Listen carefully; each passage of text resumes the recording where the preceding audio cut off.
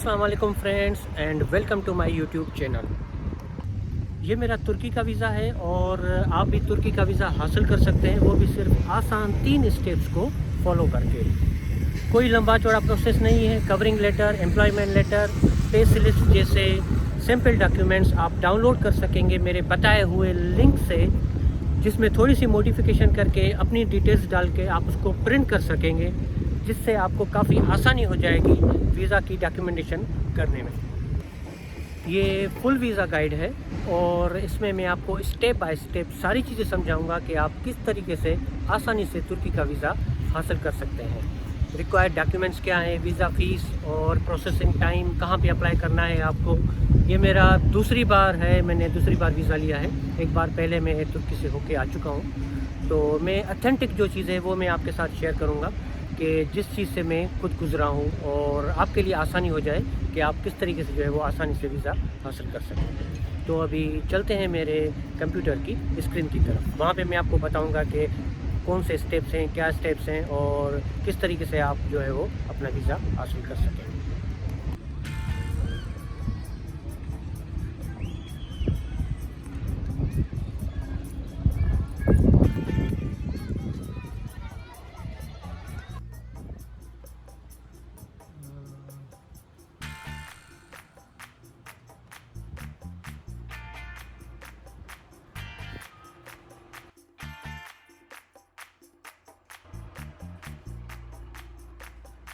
चलें जी, हम तकरीबन घर पहुँच चुके हैं।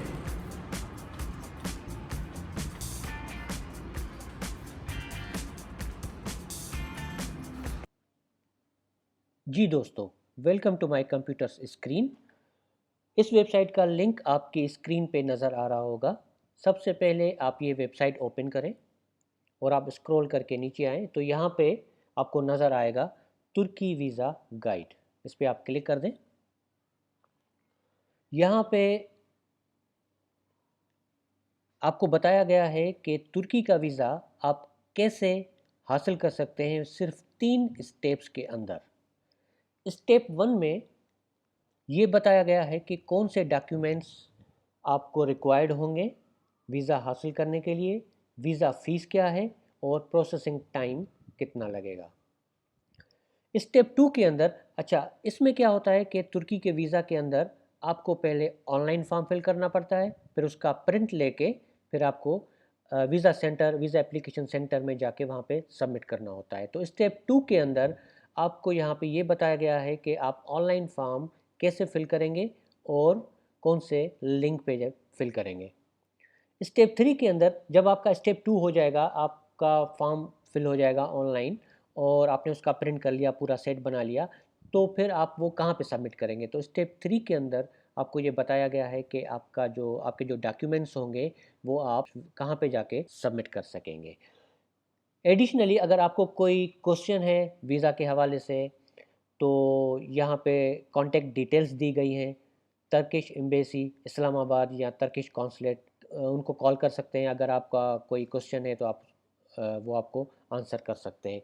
मगर टर्किश एम्बेसी और टर्किश कॉन्सुलेट वो डायरेक्ट एप्लीकेशंस नहीं ले रहे आजकल, और उन लोगों ने अपॉइंट कर दिए हैं अथोराइज्ड वीज़ा एप्लीकेशन सेंटर्स, जहाँ पे आप जाके वीज़ा के डॉक्यूमेंट्स जमा कर सकते हैं।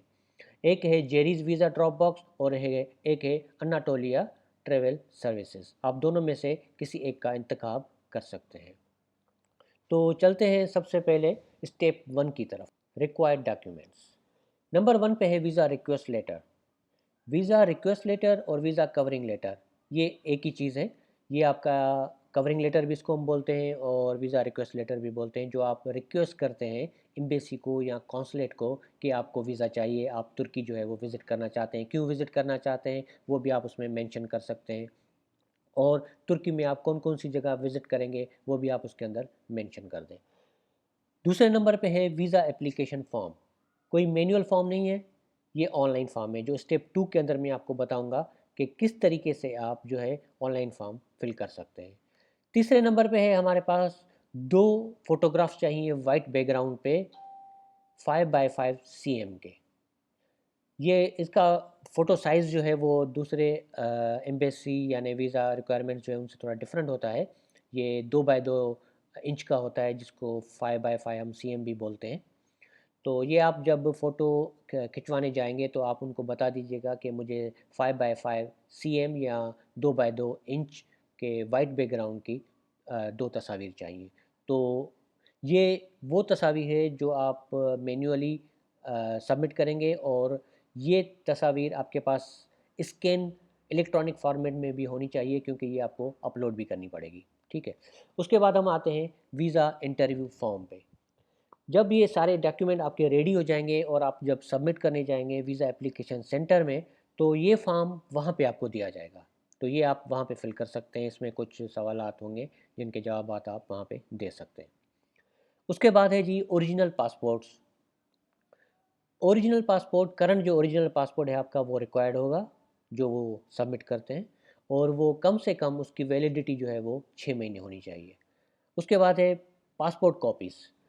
आपका जो करंट पासपोर्ट है उसकी कॉपी, और प्रीवियस पासपोर्ट अगर पुराने कोई पासपोर्ट्स हैं तो उन सारे पासपोर्ट्स की फ़ोटो कॉपीज़ उन पेजेस की जो यूज्ड हैं, जिन पे वीज़ा लगा हुआ है या कोई भी स्टैंप लगा हुआ है, तो उनके आप सेट बना दें। अच्छा, उसके बाद है ट्रैवल हेल्थ इंश्योरेंस। आपको ट्रैवल हेल्थ इंश्योरेंस चाहिए 30,000 यूरो की या 50,000 यूएस डॉलर की। यहाँ पे लोग आके कुछ घबरा जाते हैं, मगर ऐसी कोई चीज़ नहीं है। ये जो इंश्योरेंस है ये सिर्फ कवरेज है, 30,000 यूरो की या 50,000 डॉलर्स की। ये आप किसी भी इंश्योरेंस कंपनी से ले सकते हैं। 2 से 3 हज़ार के दरमियान आपको मिल जाएगी, अगर आप एक पर्सन जो है वो विज़िट करना चाह रहे हैं। इसका मैं आपको लिंक भी बताऊंगा कि मैं कहाँ से लेता हूँ, और आप भी वहाँ से आराम से घर बैठे ले सकते हैं ऑनलाइन। उसके बाद है जी पोलियो वैक्सीनेशन सर्टिफिकेट। ये आपको किसी भी गवर्नमेंट हॉस्पिटल से मिल जाएगा। या तो एयरपोर्ट अगर करीब है तो आप इंटरनेशनल एयरपोर्ट से भी जाके ले ले सकते हैं। डिपार्चर में आप जाएंगे तो वहाँ पे 24 आवर्स वहाँ पे अवेलेबल होते हैं। कराची में होते हैं, इस्लामाबाद में भी होते हैं, लाहौर में भी होते हैं। तो वहाँ पे जाके आप ये सर्टिफिकेट फ्री ऑफ चार्ज ले सकते हैं। अच्छा, उसके बाद है कॉपी ऑफ फ्लाइट रिजर्वेशन और बुकिंग। आपको एक फ़्लाइट रिज़र्वेशन की कॉपी देनी होती है। ये आपको कंफ़र्म टिकट देने की ज़रूरत नहीं है। ये आपको सिर्फ़ रिज़र्वेशन देनी है, क्योंकि उनको सिर्फ़ डेट्स चाहिए होती हैं कि आप किस डेट को जा रहे हैं और किस डेट को आ रहे हैं। तो ये आप किसी भी ट्रैवल एजेंट के पास चले जाएँ, आप उनको बोलें कि भई हमें जो है वो फ़्लाइट की रिज़र्वेशन दे दें। वो आपसे 500 या 1000 चार्ज करेगा, और वो आपको प्रिंट करके दे देगा। वो काफ़ी आपके लिए कंफ़र्म टिकट लेने की ज़रूरत नहीं है। जब आपका वीज़ा लग जाए तो उसके बाद जो है आप कंफ़र्म टिकट करवा सकते हैं। अच्छा, ये जो आपका वीज़ा आएगा, ये आजकल जो है वो वैलिडिटी जो है वीज़ा की, मेरा जो वीज़ा आया है उसमें भी 6 महीने वैलिडिटी है। यानी वीज़ा लग के आ गया तो 6 महीने के अंदर आप कभी भी जा सकते हैं। तो इसलिए आपको अभी कंफ़र्म टिकट लेने की ज़रूरत नहीं है। आप बाद में टिकट ले सकते हैं जब आपका वीज़ा आ जाए। अच्छा, उसके बाद है copy of hotel book reservation. अब यहाँ पे भी जो है आपने कंफ़र्म जो है होटल बुकिंग लेने की ज़रूरत नहीं है, आप रिज़र्वेशन करा सकते हैं। कुछ ऐसी वेबसाइट्स भी हैं जो जहाँ से आप ऑनलाइन रिज़र्वेशन कर सकते हैं होटल की बगैर क्रेडिट कार्ड के। ठीक है, जैसे booking.com है, ये आपके स्क्रीन पे इसका नाम आ रहा होगा। यहाँ से आप उन होटल्स को देखें जो बगैर क्रेडिट कार्ड के रिज़र्वेशन करते हैं। तो वो आप बुक कर लें और उसका प्रिंट निकाल लें और वो आप जमा कर दें। उसके बाद है जी FRC, MRC, family registration certificate या मैरिज रजिस्ट्रेशन सर्टिफिकेट। ये आपको आसानी से नादरा से मिल जाएंगे। अगर आप फैमिली के साथ जा रहे हैं, और तो आप, अगर आपके बच्चे भी हैं तो आपको एफआरसी सबमिट करना होगा, फैमिली रजिस्ट्रेशन सर्टिफिकेट। अगर आप न्यूली मैरिड हैं, कपल हैं, तो आप एमआरसी मैरिज रजिस्ट्रेशन सर्टिफिकेट जो है वो आपको देना पड़ेगा। अगर आप इंडिविजुअल जा रहे हैं तो फिर भी आपको एफआरसी देना पड़ेगा। उसके बाद है जी बैंक स्टेटमेंट। आपको original bank statement last 3 months की सबमिट करनी पड़ेगी अकाउंट मेंटेनेंस सर्टिफिकेट के साथ। जब आप जाएंगे बैंक तो आप उनको बोलेंगे कि भाई 3 महीने की बैंक स्टेटमेंट और अकाउंट मेंटेनेंस सर्टिफिकेट के साथ, तो वो आपको एक अकाउंट मेंटेनेंस सर्टिफिकेट जो है वो भी इशू कर देंगे, तो वो साइन कर देंगे, स्टैम्प कर देंगे। अच्छा, उसके बाद अगर आप सैलरीड पर्सन हैं, अगर आप जॉब करते हैं, एम्प्लॉय हैं, तो आपके लास्ट 3 मंथ्स की सैलरी स्लिप और सैलरी सर्टिफिकेट, जिसमें ये मेंशन होगा कि आपका जॉब टाइटल क्या है, आपकी सैलरी क्या है, ड्यूरेशन ऑफ द एम्प्लॉयमेंट क्या है, ये आप लेटर हेड पे जो है ये आपकी कंपनी आपको दे सकती है। ये जो सैलरी स्लिप्स और सैलरी सर्टिफिकेट है, इसका मैंने सैम्पल डॉक्यूमेंट बना के रखा हुआ है जो आप डाउनलोड कर सकेंगे। मैं आपको लिंक जो है वो अभी यहाँ पे प्रोवाइड करूँगा, तो वो आप डाउनलोड करें और उसमें जो है अपनी डिटेल्स डाल दें और उसके बाद उसको प्रिंट कर दें, तो वो चल जाएगा। और अगर आप बिज़नेस पर्सन हैं तो एफबीआर और एनटीएन जो आप इनकम टैक्स वगैरह जमा करते हैं तो उसके डॉक्यूमेंट्स आपको देने पड़ेंगे। और बिज़नेस रजिस्ट्रेशन डॉक्यूमेंट, जब आप आपका जो बिज़नेस है, आप अगर उसके ऑनर हैं तो आपने उसको रजिस्टर करवाया होगा, उसका इनकॉर्पोरेशन सर्टिफिकेट होगा आपके पास, तो वो आपने जमा करना होगा। ठीक है। तो वीज़ा फ़ीस जो है, जो टूरिस्ट वीज़ा फ़ीस है सिंगल एंट्री, वो है 10,000 और मल्टीपल आप लेंगे तो वो है 44,000। ये सिर्फ एम्बेसी की फ़ीस है, कॉन्सुलेट की फ़ीस है जो आपको वीज़ा इशू करेंगे। और अनाटोलिया और या जेरीज़ जहाँ पे आप अपनी एप्लीकेशन जमा करेंगे, उनके सर्विस चार्जेस अलग होते हैं।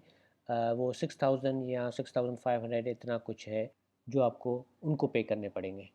प्रोसेसिंग टाइम जो है वो नॉर्मली 2 हफ्ते लेते हैं, मगर इन सम केसेस जो है वो 1 महीना भी ले सकते हैं। तो आप अपना ट्रिप जो है वो उस हिसाब से प्लान करें। मेरा वीज़ा जो है वो 10 दिन के अंदर आ गया था। जी, उसके बाद है स्टेप 2। स्टेप 2 के अंदर आपने ऑनलाइन फॉर्म फिल करना होता है। ठीक है। यहाँ पे लिंक दिया गया है, आप इस लिंक को ओपन करें। ये है वो फॉर्म।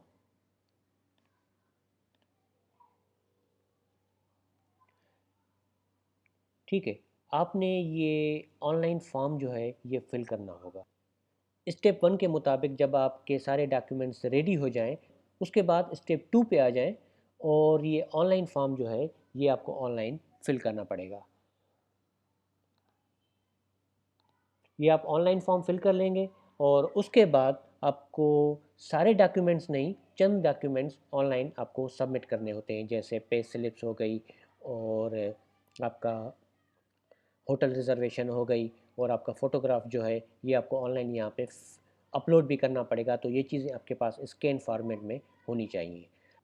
जब ये फॉर्म आपका कंप्लीटली फिल हो जाएगा और आपके ये डॉक्यूमेंट्स जो हैं, चंद डॉक्यूमेंट्स आपको अपलोड करने पड़ेंगे और वो जब आप अपलोड कर लेंगे तो उसके बाद आपके पास एक ऑप्शन आएगा प्रिंट फॉर्म का। तो आप इस फॉर्म को जो है वो प्रिंट कर लें। और जब ये फॉर्म आप प्रिंट कर लेंगे और स्टेप 1 के सारे डॉक्यूमेंट्स जब आपके पास रेडी हो जाएंगे तो फिर हम आ जाएंगे स्टेप 3 की तरफ। स्टेप 3 के अंदर आपने आपके सारे डॉक्यूमेंट्स जो स्टेप 1 में आपको बताए गए हैं और स्टेप 2 में जो आपने ऑनलाइन फॉर्म फिल किया है और उसका प्रिंट लिया है, ये पूरा सेट बना के फिर आपको सबमिट करना पड़ेगा अथोराइज वीज़ा एप्लीकेशन सेंटर में जाके। जैसे मैंने आपको बताया कि 2 अथोराइज वीज़ा एप्लीकेशन सेंटर्स हैं, एक है जेरीज वीज़ा ड्रॉप बॉक्स और एक है अनाटोलिया ट्रैवल सर्विसेज। दोनों में से आप किसी एक में जो आपके शहर में हो और नज़दीक हो वहाँ पे जाके आप जमा कर सकते हैं। मैंने जो अपनी वीज़ा एप्लीकेशन सबमिट की थी वो जेरीज वीज़ा ड्रॉप बॉक्स में सबमिट की थी और 10 दिन के अंदर आ गई थी। अच्छा, आप ये चीज़ याद रखिएगा कि आपके जो डॉक्यूमेंट्स हैं जो आप जमा कर रहे हैं वो सारे अथेंटिक होने चाहिए, कोई भी फेक डॉक्यूमेंट नहीं हो, क्योंकि वो सब वेरीफाई करते हैं। ठीक है। अगर कोई फेक डॉक्यूमेंट आपने जमा कर लिया और उनको पता चल गया कि भाई ये फेक डॉक्यूमेंट है, तो आप आगे के लिए ब्लैक लिस्ट हो सकते हैं। फिर आगे आपको जो है वो यानी कि मसले मसाले आ सकते हैं। आप दोबारा जो है वो वीज़ा अप्लाई करेंगे तो आपको आपका वीज़ा जो है वो रिजेक्ट कर सकते हैं। ठीक है। और दूसरी चीज़ ये कि मैंने आपको जैसे बताया कि कवरिंग लेटर हो गया, पे स्लिप्स हो गया, एम्प्लॉयमेंट लेटर हो गया, तो ये मैंने सैम्पल डॉक्यूमेंट्स इसके बना के रखे हुए हैं आपकी आसानी के लिए। आप इसको डाउनलोड करें और उसमें अपनी डिटेल्स जो है वो आप ऐड करें और उनको प्रिंट करें और उनको यूज़ करें। ये आपके लिए यानी कि एक आसान हो जाएगा। ठीक है। तो ये बिल्कुल ईजी है। आप इसको मैं आपको एक बार फिर रिपीट कर देता हूँ। तो ये है टर्की वीज़ा गाइड। इसमें है 3 स्टेप्स। 3 स्टेप्स के अंदर आप जो है टर्की का वीज़ा हासिल कर सकते हैं। स्टेप 1 के अंदर रिक्वायर्ड डॉक्यूमेंट्स हैं जो हमने डिस्कस किया अभी, वीज़ा फ़ीस है, प्रोसेसिंग टाइम है। और जब प्रोसेस 1 आपका कंप्लीट हो जाए, मतलब जैसे आपने सारे डॉक्यूमेंट्स अरेंज कर लिए, तो उसके बाद हम आ गए स्टेप 2 पे। स्टेप 2 में आपने जो है ये ऑनलाइन फॉर्म ओपन किया और इस ऑनलाइन फॉर्म को आपने फिल कर देना है। और 2-3 चीज़ें, 2-3 डॉक्यूमेंट हैं जो आपने अपलोड करने हैं उस फॉर्म में। वो अपलोड होने के बाद आप उस फॉर्म को फिल कर लें और अपना डॉक्यूमेंट का एक सेट बना दें। और उसके बाद हम आ जाएंगे स्टेप 3 पे। स्टेप 3 में आपने सबसे पहले चूज़ करना है कि कौन से वीज़ा एप्लीकेशन सेंटर में आपने जाके एप्लीकेशन जमा करनी है, अनाटोलिया या जेरीज़, और वहाँ जाके अपनी वीज़ा एप्लीकेशन जो है वो आप सबमिट कर दें। और उसके बाद वो आपको बताएंगे, आपको फ़ोन करेंगे 10 दिन के बाद या 2 हफ्ते के बाद, इन सम केसेस 1 महीना भी लग जाता है। तो आपको फ़ोन करेंगे कि आपका पासपोर्ट आ चुका है, फिर आप जाके अपना पासपोर्ट जो है वो कलेक्ट कर सकते हैं। बिल्कुल ईज़ी है ये वीज़ा गाइड, सिर्फ 3 स्टेप्स के अंदर आप अपना वीज़ा जो है वो तुर्की का वीज़ा हासिल कर सकते हैं। मैं आपको सजेस्ट करूँगा कि आप सोलो ट्रैवल टाइगर की मोबाइल ऐप डाउनलोड करें अपने एंड्रॉयड फ़ोन पे या आईफ़ोन पे। ये 3 स्टेप्स की तुर्की वीज़ा गाइड मोबाइल ऐप पे भी मौजूद है और आप इसको किसी भी वक्त ओपन कर सकते हैं और आप देख सकते हैं कि आपके कौन से डॉक्यूमेंट्स रेडी हैं और कौन से डॉक्यूमेंट्स आपने रेडी करने हैं। आपके लिए काफ़ी आसानी हो जाएगी। तो ये थी फुल वीज़ा गाइड। अगर आपको कोई भी क्वेश्चन है तो आप नीचे कमेंट बॉक्स में लाजमी मुझसे पूछें और मैं आपको आंसर करूँगा। फिर मिलते हैं अगले वीडियो में, तब तक अल्लाह हाफ़िज़।